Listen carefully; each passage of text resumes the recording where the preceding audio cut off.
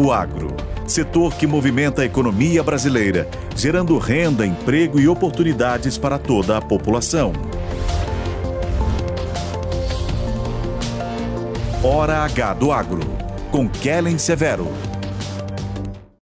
O Supremo Tribunal Federal decidiu pelo fim da tese do marco temporal na demarcação das terras indígenas. A gente recebe aqui a nossa comentarista Kellen Severo. Kellen, bem-vinda, bom trabalho. A gente lá atrás falava muito sobre o que o Supremo poderia decidir, agora tem todo esse debate se o Congresso pode alterar esse entendimento, não é isso? Exatamente, Thiago. Bom dia a você, bom dia a todos que estão conosco na audiência da Jovem Pan News. Há, neste momento, uma grande preocupação, eu digo para todos os brasileiros e não apenas para produtores rurais e brasileiros do agro. E por quê? Com a decisão da Corte de acabar com o marco temporal das terras indígenas, objetivamente nós temos o aumento da insegurança jurídica e uma relativização do direito à propriedade privada.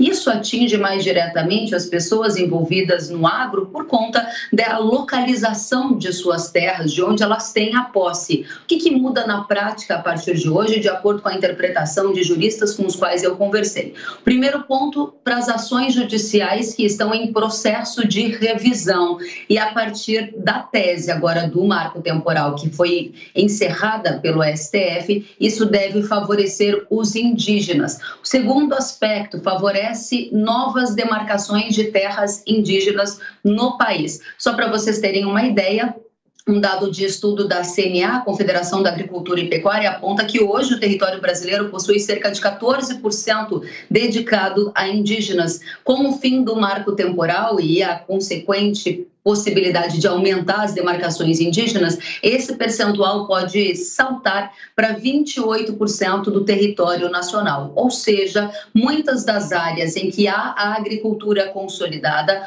podem conflitar com essas áreas de aumento de demarcação. Aí também reside uma outra e grande preocupação do setor.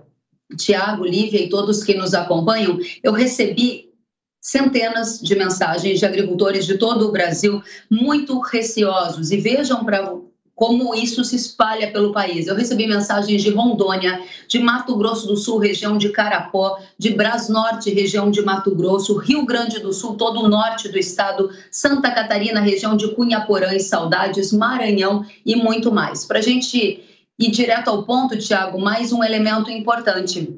O secretário de Agricultura, ali da região de Guaíra, me disse que o 15% do município pode virar área indígena sem a tese do marco temporal. Fui adiante, ouvimos também a prefeita do município de Cunhaporã, em Santa Catarina. A prefeita Luzia Vacarim estima que 170 famílias de pequenos agricultores podem perder as áreas agrícolas. É um grande desafio, uma grande preocupação e volto a dizer, é uma relativização do direito à propriedade privada, porque nós estamos falando aqui de posse titulada de terras. Agora, Kellen, como que o agro vai negociar com o Congresso Nacional? Porque a gente já começa a ouvir de alguns parlamentares que é possível tentar buscar um meio termo que agrade ao agro e respeite também as terras indígenas. É possível que isso aconteça nos próximos meses?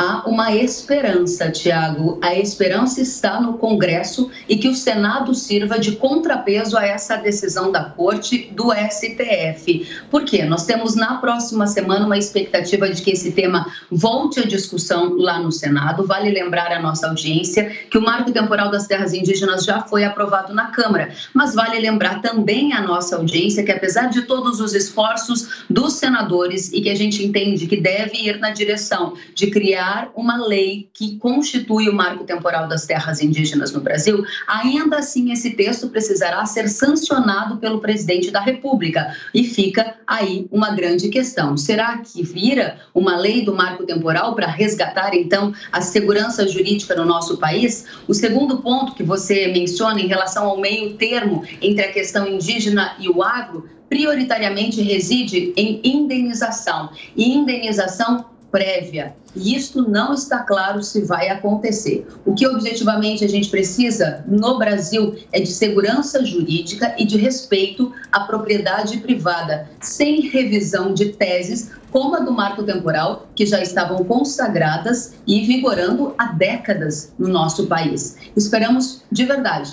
que o Senado faça o seu papel, que é de legislar e funcione como um contrapeso à decisão do STF, porque se isso não acontecer, Tiago, eu recebi várias mensagens dizendo exatamente assim: nós só queremos paz no campo. E esse ambiente de insegurança jurídica vai na contramão. Ele favorece a ausência de paz, ele favorece a insegurança e aumenta o risco de conflito no nosso Brasil, e a gente não precisa disso.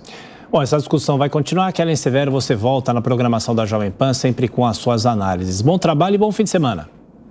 A você, e fica o convite a todos para acompanharem o Hora H do Agro, programa especial desse fim de semana dedicado também à revisão do marco temporal das terras indígenas.